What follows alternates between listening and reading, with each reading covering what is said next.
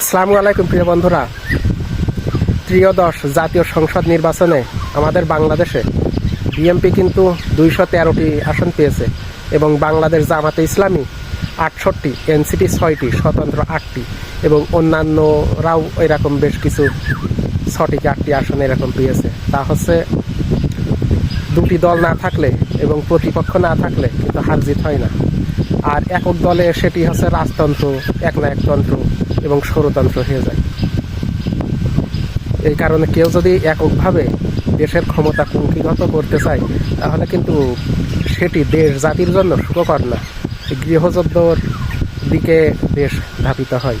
এই কারণে আমরা সকল হিংসা বিদ্বেষ পরিত্যাগ করব এবং দুর্নীতি চাঁদাবাজি মুক্ত আমাদের প্রিয় জন্মভূমি গড়ে তুলব এবং আমরা যে মুসলিম আমাদের ধর্মীয় মূল্যবোধ রক্ষা করব এবং ধর্মীয় আদেশ নিষেধ মেনে চলে আমাদের দেশ জাতির শান্তি শৃঙ্খলা বজায় রাখব এবং ধর্মের হুকুম আহকাম মেনে চলব এবং আমাদের এই প্রিয় জন্মভূমিকে একটি জ্ঞান বিজ্ঞান প্রযুক্তি এবং অর্থনৈতিকভাবে উন্নতির দিকে আমরা অগ্রসর করাব।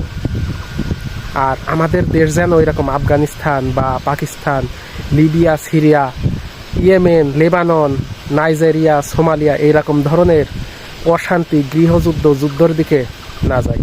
আমাদের দেশের মানুষ এবং দেশের নেতাদের সচেতন হতে হবে। আর আমরা সকলেই মিলেমিশে থাকব আমাদের দেশ জাতির স্বার্থে, মানুষের স্বার্থে।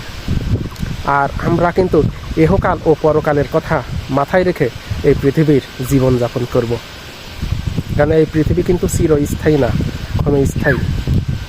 আর আমাদের প্রত্যেকটি ভালো এবং মন্দ কাজের কিন্তু হিসাব দিতে হবে আল্লাহ রাব্বুল আলামিনের কাছে। এই কারণে আমরা দেশ জাতির কথা মাথায় রেখে পৃথিবীর জীবনযাপন করব। আর বাংলাদেশের যতগুলো রাষ্ট্রপতি ছিল, প্রধানমন্ত্রী ছিল এবং আগামীতেও যারা হবে আমরা সকলের জন্য দোয়া করব। আর যে বিএনপি 213টি আসন পেয়ে সরকার গঠন করবে, মন্ত্রী হবে, আমরা তাদের সাহায্য সহযোগিতা করব। দেশে উচ্ছৃঙ্খলা বিশৃঙ্খলা এসব সৃষ্টি করব না। মিছিল মিটিং এগুলো একেবারেই হচ্ছে হিংসাত্মক করব না, করব প্রয়োজনে করব, কিন্তু দেশ জাতি মানুষের ক্ষতি এরকম করব না।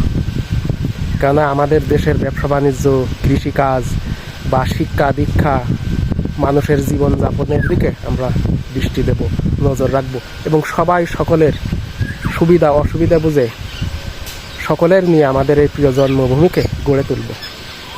সকলেই ভালো থাকেন, আল্লাহ হাফেজ। এবং আমাদের এই প্রিয় বাংলাদেশের স্থপতি শেখ মুজিবুর রহমান এবং চট্টগ্রাম বেতার কেন্দ্র থেকে স্বাধীনতার ঘোষক জিয়াউর রহমানের জন্য দোয়া করব এবং সকল বীর মুক্তিযোদ্ধা এবং দেশপ্রেমিক নাগরিকদের জন্য দোয়া করব। সবাই ভালো থাকেন।